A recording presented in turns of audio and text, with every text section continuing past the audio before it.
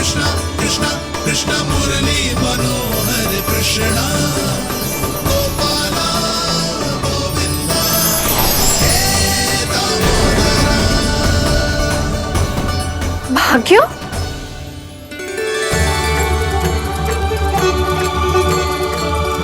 कान्हा, एक तो चोरी की और ऊपर से मूर्ख बना के भाग को।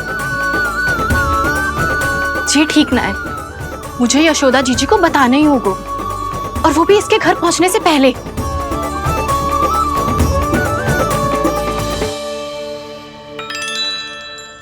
अरे पल्लू मत खींच, तनिक रुक जा, दे रही हूँ, पूजा तो करने दे।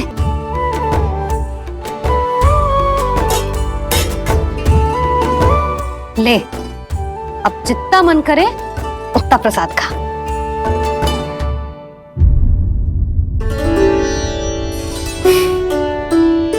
या तो मैं सच्ची बावली हो गई हूँ कि मुझे हर समय कान्हा दिखता रहता है, या फिर मेरा लल्ला कुछ अधिक ही विशेष है कि मेरे साथ ना होके भी सदैव अपनी मैया के साथ ही रहता है।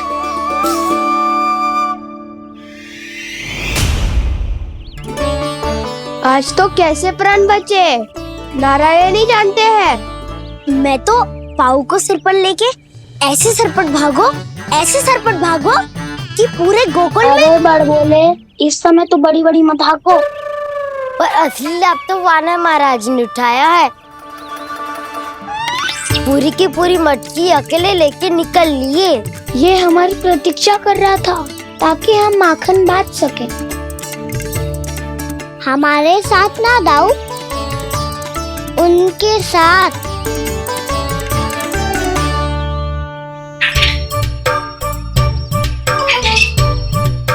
मैं समझ गो कान्हा, एक ना सभी जानवरों की भूख मिट जाए, इसलिए गया था तू सावित्री मौसी के यहाँ माखन चुराने।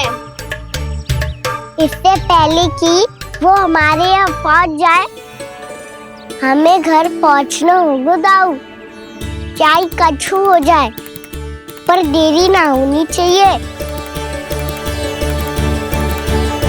इससे पहले कि बहुत समय बीत जाए, हमें ये समझना होगा कि लोभ आदमी की बुद्धि को भ्रष्ट कर दे, तो हमारे सोचने समझने की क्षमता को नष्ट कर दे। तो बहुत समय पहले की बात, एक साधु था, वो सुनसान घने जंगल में रहकर साधना करता था।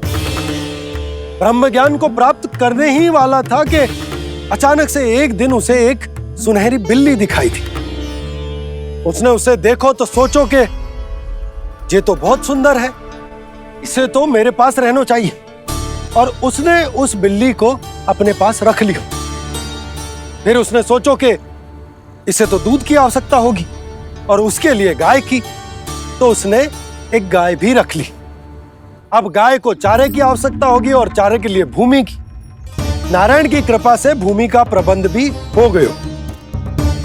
अब भूमि को जोतनो है, चारा उगानो है, चारा काटनो है, और उसे गाय को खिलानो है। गाय को खिला के उसे दूध निकालनो है, और दूध निकाल के बिल्ली को पिलानो है।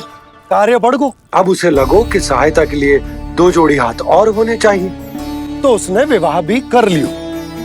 कुछ समय बीतो और संतान हो गई, और उसे एक बड़े घर की आवश्यकता अनुभव हुई।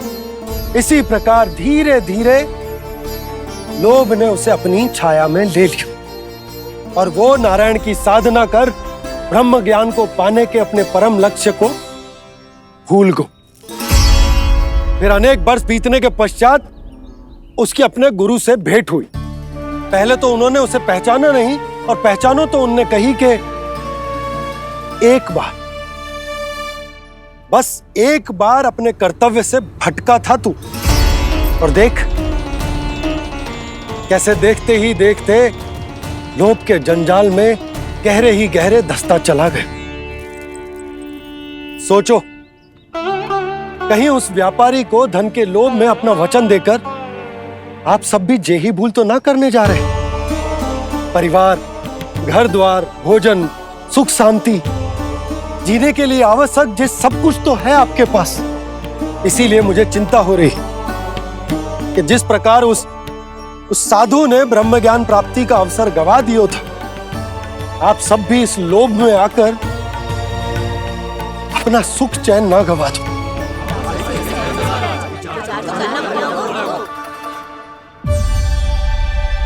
लग तो है बात सबको समझ आ रही है।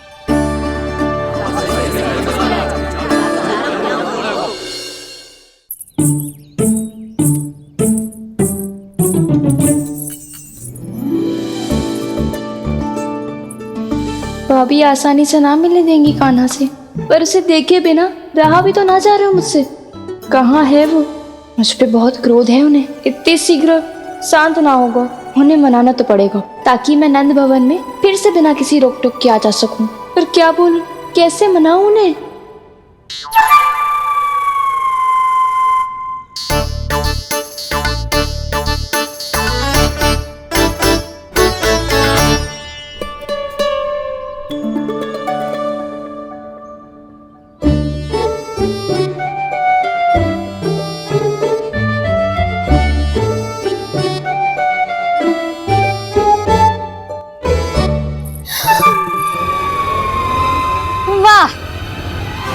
जिसने मेरे लल्ला पर चोरी का आरोप लगायो, वो ही आज मेरे घर में चोरी चोरी प्रवेश कर रही है। नाना भाभी, ऐसी कोई बात ना है। मैं तो बस ये देखने आई थी कि जसोदा भाभी का क्रोध शांत हुआ कि ना?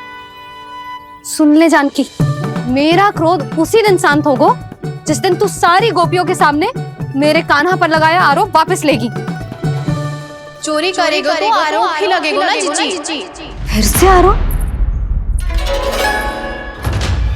सावित्री, तू भी? कल तक मुझे ये थोड़ी पता था जीजी कि आपका कान्हा सच्ची में माखन चोरी में पारंगत है। आशा करता हूं कि आप सभी को नंदराज का विचार और संदेश सही से समझ आगो होगो।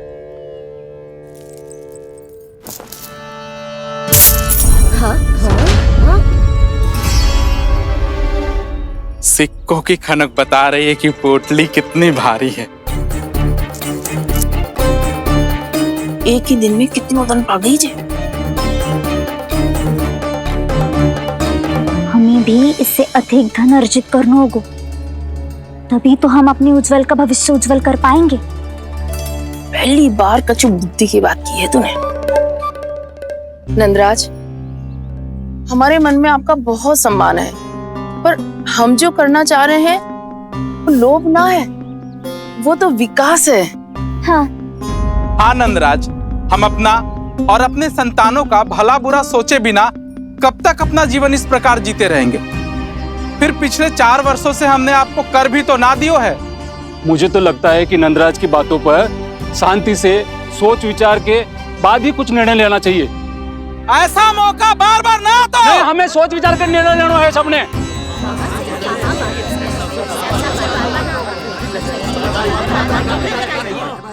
चोरी में पारंगत? हाँ जीजी, उसने टोली बनाई है और उसका नाम भी रखा है चौर्य विद्या प्रसारण टोली, और आपका कान्हा उसका अध्यक्ष है। अच्छा, तो कान्हा पूरी टोली लेकर आया था चोरी करने तेरे घर? और नहीं तो क्या। पर एक बात बताओ जीजी, मेरे बलदर को देखकर किसी का साहस ना हुआ भीतर जाने का, पर आपका कान्हा इतना साहसी है कि बिना भयभीत हुए इतने भयंकर बैल के निकट चले गए। सच्ची? और तेरे रक्षक बैल ने कुछ ना किया उसे? है ना अचरज की बात। क्रोध के स्थान पर वो तो उसके सामने ऐसे झुक गए जैसे कि प्रणाम कर रहा है। और जीजी, आपका कान्हा साहसी ही ना, बहुत चतुर भी है। मैंने मटकियां बहुत ऊपर लटकाई थी, पर बताओ कि बिना चौकी के मटकी को नीचे उतारने का उपाय किसने ढूंढा? किसने? आपके चतुर कान्हा ने। उसने अपने सखाओं को पर्वत बनायो और एक पक्के सेनापति की तरह बिना भयभीत हुए उनके ऊपर चढ़ गयो और मटकियां उतारने लगो। और एक ही ना, तीनों की तीनों मटकियां उतार ली।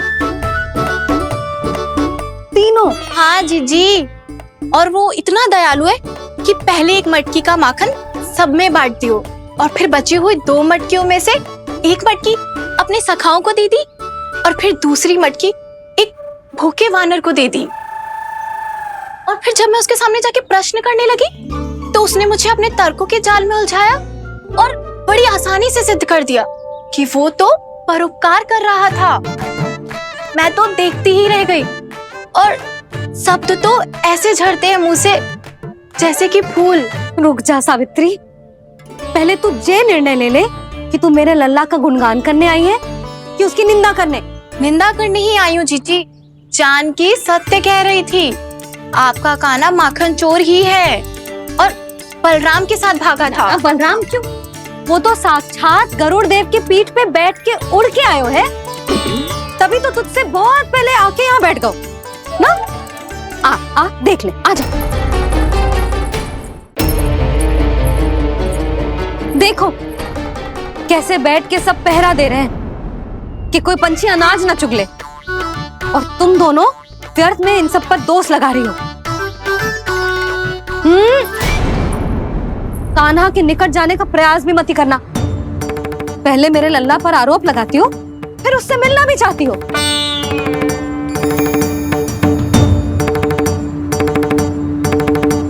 पर जीजी चोरी?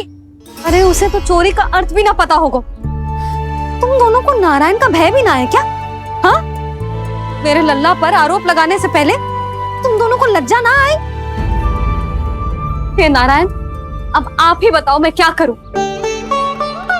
लग तो है किसी की घोर दृष्टि लगी है कि बार बार मेरे लल्ला पर आरोप लगते हैं। किसी की क्या, तुम दोनों की दृष्टि लगी है। या तो तुम दोनों मनगढ़ंत कथाओं को सत्य बताना छोड़ दो, या फिर कृपा करके मेरे घर आना बंद कर दो।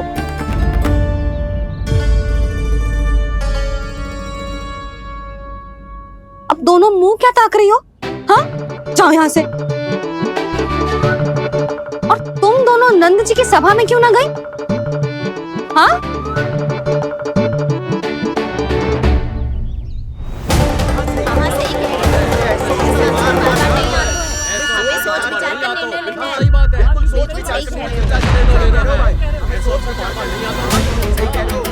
जी कौन? पहले तो कभी ना देखो इसे।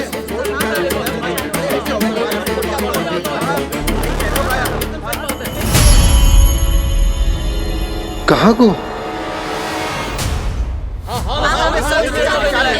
बस करो।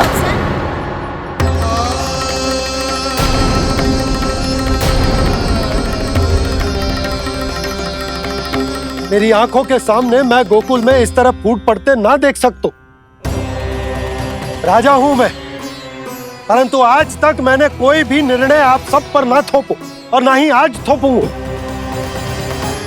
मुझे पता है आप सबके पास कल सूर्यास्त तक को समय,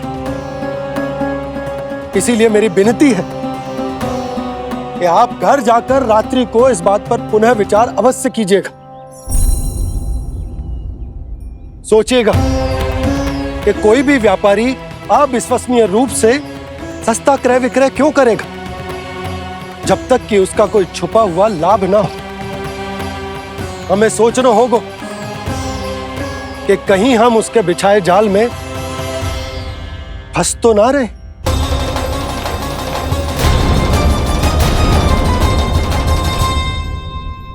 बच गए भैया, जैसे तैसे ही सही, पर समय से पहले पहुंच ही गए हो। सावित्री मौसी कनेक सी बात को इतना बड़ा चढ़ा के बोल रही थी जितना उज्जवल भी ना बोलतो।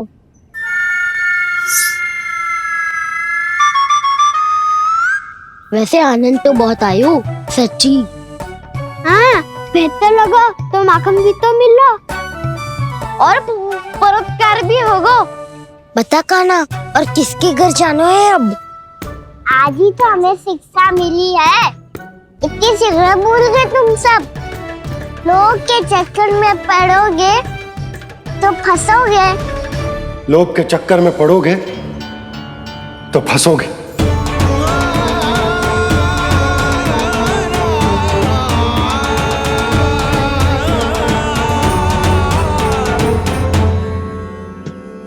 चोर, चोर कह रही है मेरे निर्दोष से बालक को।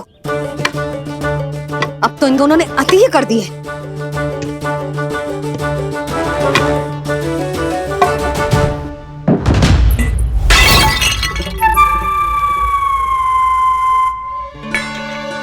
से भी अभी फूटना था। वैसे ही मैं इतनी चिंतित हूँ। कैसे समझाऊं इन गांव वालों को?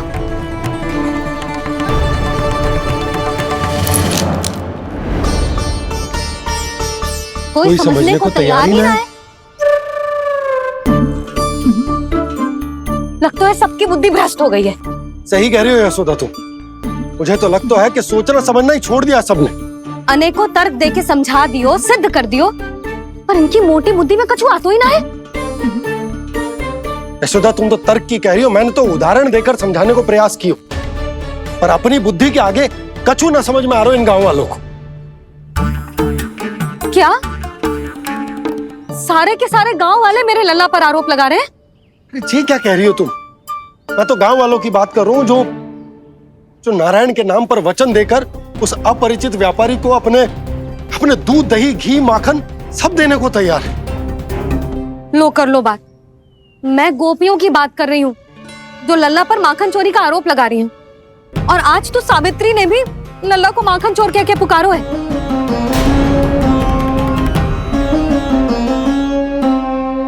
सावधान यशोदा, कहीं बड़ा होकर माखन चोर ना बन जाइए। अच्छा, ये सब आप छोड़ो। स्त्रियों की बात है, मैं संभाल लूंगी। आप ये बताओ सभा में क्या हुआ?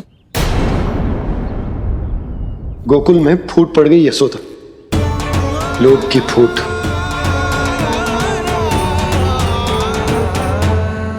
अरे रुको रुको रुको, व्यापारी जी रुकिए रुकिए।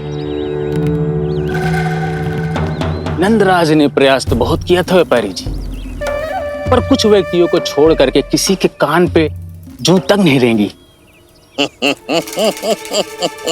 इसका अर्थ फूट पड़ चुकी है लोभ की वजह से। बहुत ही शुभ समाचार लाए हो गुप्तचर।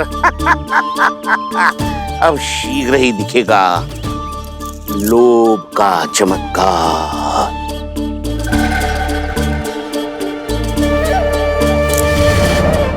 लोभ से बचने को जो पाठ हम कान्हा को पढ़ा रहे थे ना, आज वही पाठ मैं इन गांव वालों को समझाने में असमर्थ रहा।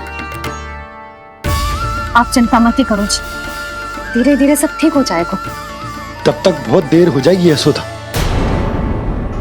ये गोकुलवासी मेरे अपने, उन्हें अपनी आंखों के सामने मैं भूल करते ना देख सकता।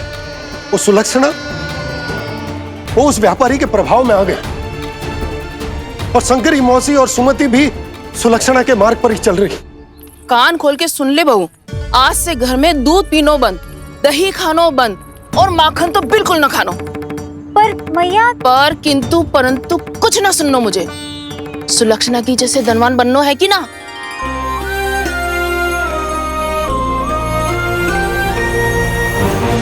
तो फिर जैसा मैं कहती हूँ वैसा कर, तभी तो अधिक से अधिक दूध, दही, माखन बेचकर अधिक से अधिक धन अर्जित कर पाएंगे हम। सुलक्षणा को उस व्यापारी की तरह धनवान बनना है और शंकरी मौसी को सुलक्षणा की तरह। ऐसे तो पूरा गांव ही लोभ में पड़कर कल उस व्यापारी के पास पहुंच जाएगा। अब तो फिर स्त्रियों को मुझे अपने ढंग से समझाना पड़ेगा। अब गोकुल वासियों को चाहे कोई भी कितना भी समझा ले, बुझा ले, ज्ञान बांटे, उन्हें केवल एक ही भाषा समझ में आएगी, लोभ की भाषा। लगता है आपके पास बहुत उत्तम योजना है व्यापारी जी। सब झटक लूंगा।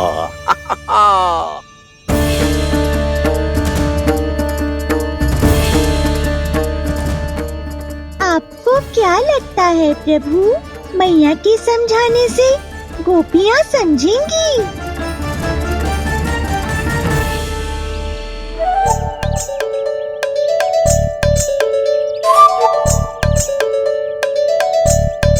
कान्हा, और कितनी प्रतीक्षा करवाएगो? अब बता भी दे, माखन चुराने किसके घर जाना है? इतना आसान ना है निर्णय करना। समय लग तो है, सोच विचार करना पड़ता है, पर ये निर्णय किया कैसे जाए पता है मुझे। लगता है ये निर्णय करना पड़ेगा कि बचना कैसे है।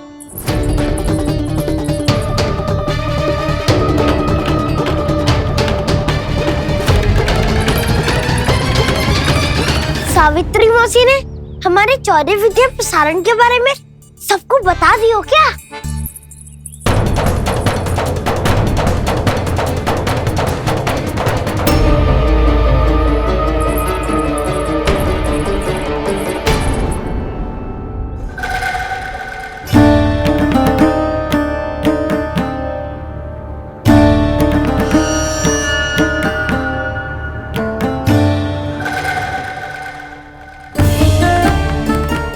शीघ्र आओ, छोटी माँ बुला रही है।